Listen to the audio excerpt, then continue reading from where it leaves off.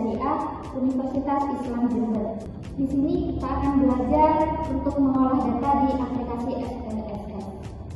Simak video berikut. Yang pertama, kita masuk di aplikasi SPSS. Kemudian kita masuk di variable view. Lalu di name kita ketik X1 sampai X14.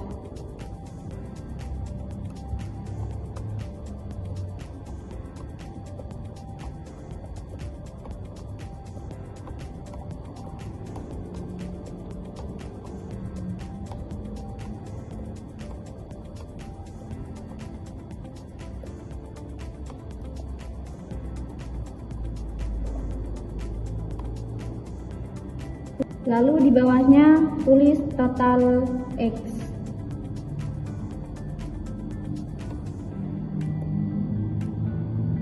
Kemudian ketik Y1 sampai Y6.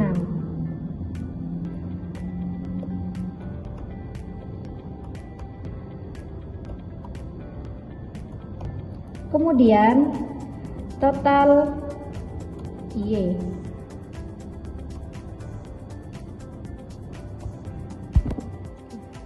Kemudian di desimal kita ganti angka 0.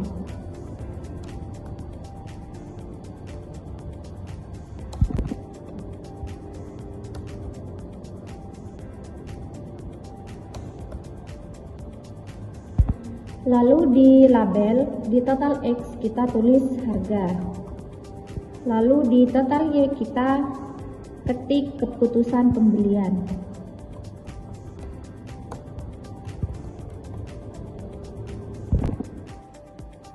Kemudian kita ke tabel values, lalu klik titik 3, kemudian di value tulis angka 1, terus di label tulis STS, lalu add.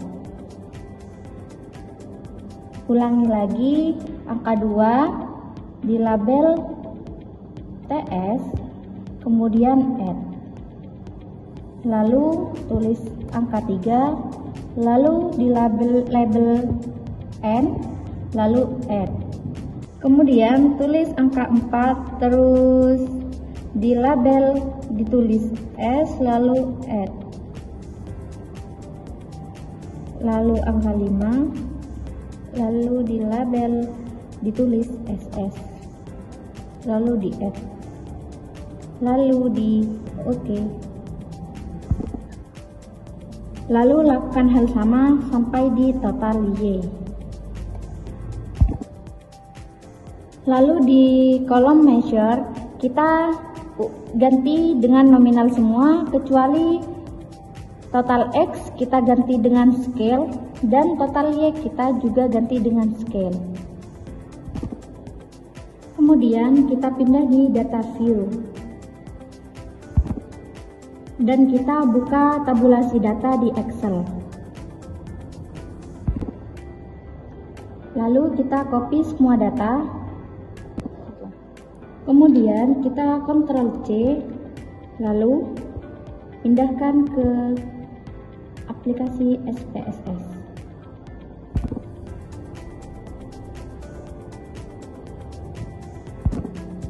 Nah, kalau tampilannya sudah seperti ini, artinya data sudah siap diolah. Nah, yang pertama kita akan melakukan uji statistik deskriptif. Untuk langkah-langkahnya yaitu kita klik Analyze, lalu pilih Deskriptif Statistik, lalu pilih Frequency. Lalu dari X1 sampai total X kita pindahkan ke variabel. Nah, kalau sudah dipindah, kita ke menu statistik, kemudian kita pilih mean, median, standard deviation, range, minimum, dan maksimum.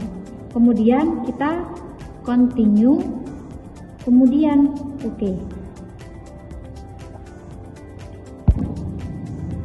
Lalu akan muncul hasil seperti ini. Kemudian kita kembali lagi ke data view yang tadi ya.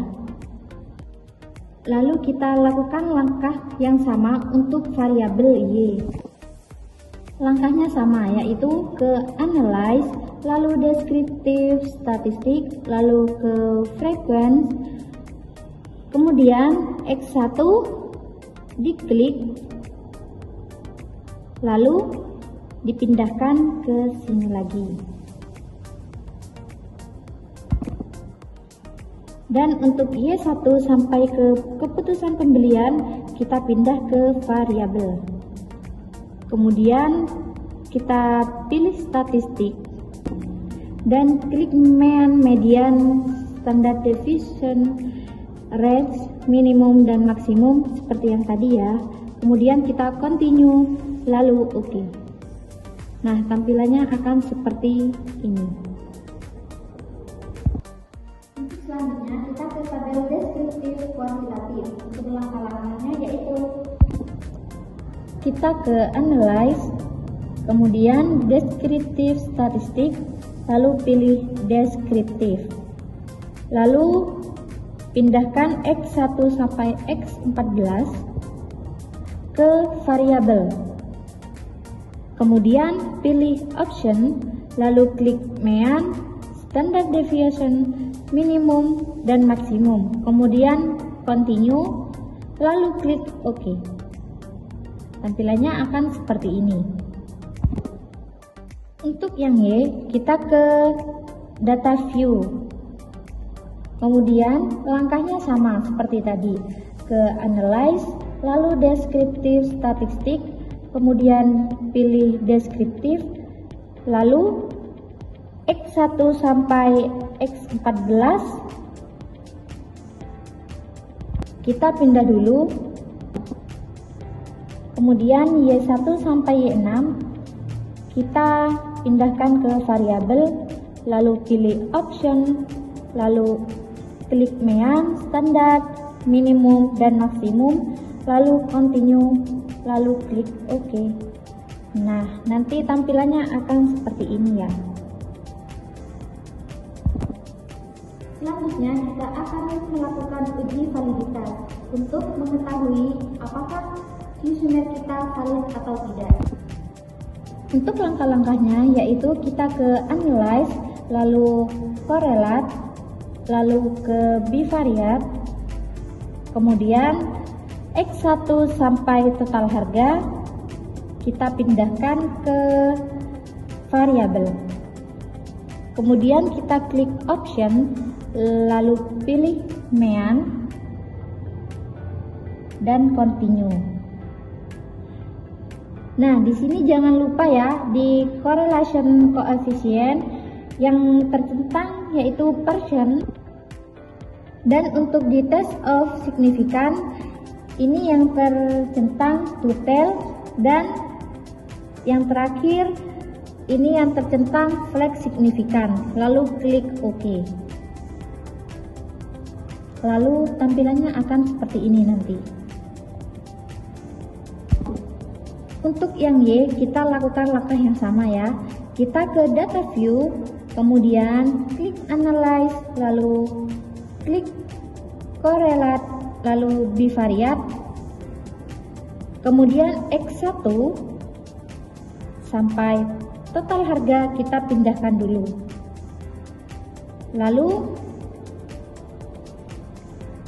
Y1 sampai keputusan pembelian kita pindahkan ke variabel, lalu kita klik option, lalu centang mean dan continue. Di sini sama saja ya seperti yang tadi, lalu klik OK. Nah, nanti tampilannya seperti ini. Setelah kita melakukan uji validitas, kita juga perlu untuk melakukan uji reliabilitas.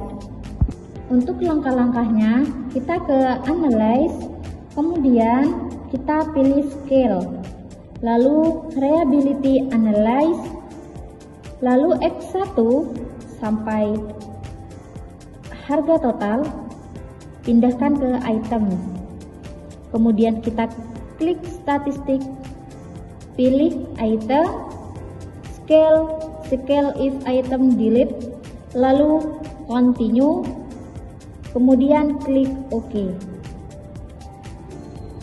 Nanti hasilnya seperti ini. Untuk yang Y, kita lakukan seperti langkah yang tadi. Kita ke data view, lalu analyze, lalu kita pilih scale, lalu reliability analyze. Kemudian jangan lupa X1 sampai total harga, kita kembalikan lagi ke sini.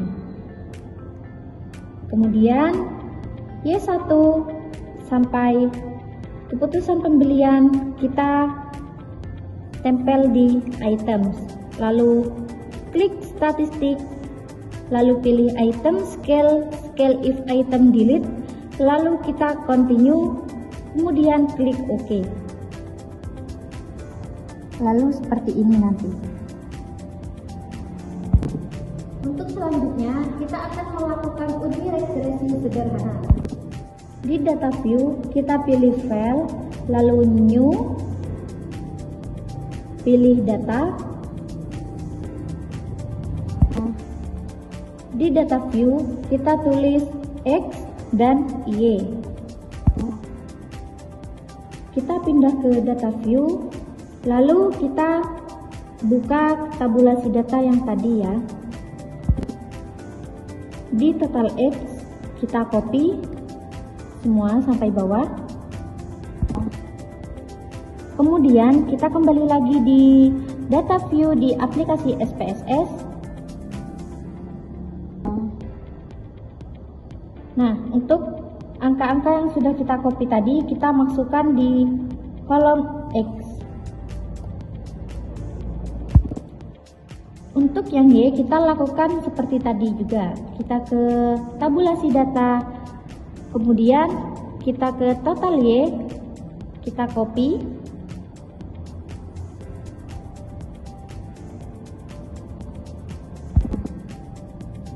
lalu kita kembali ke data view, lalu angka-angka yang tadi kita masukkan ke total Y. Nah, untuk yang rest ini akan muncul sendiri seperti ini ya. Kalau tampilannya sudah seperti ini, tandanya kita sudah bisa melakukan analisis regresi.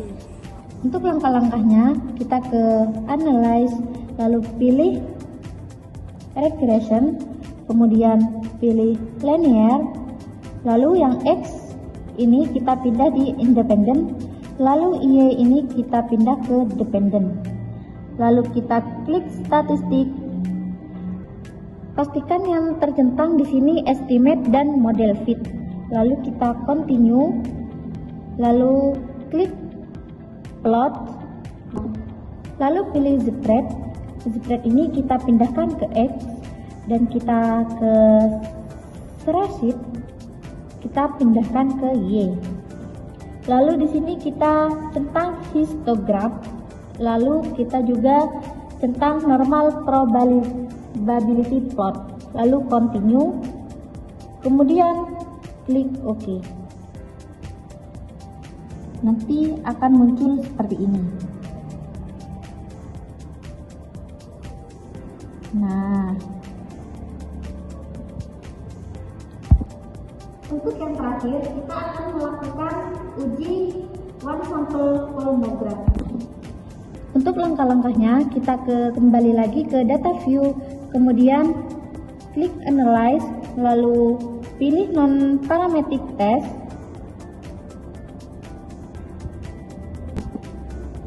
kemudian kita pilih legacy dialog, lalu kita pilih one sample KS, lalu di unstandard residual kita pindahkan ke test variable list. Lalu di option kita pilih descriptive, lalu di missing values kita pilih exclude, lalu continue, kemudian klik OK. Nanti tampilannya akan seperti ini. Sekian video dari saya. Semoga bermanfaat. Sampai jumpa di next video. Wassalamualaikum warahmatullahi wabarakatuh. Bye-bye.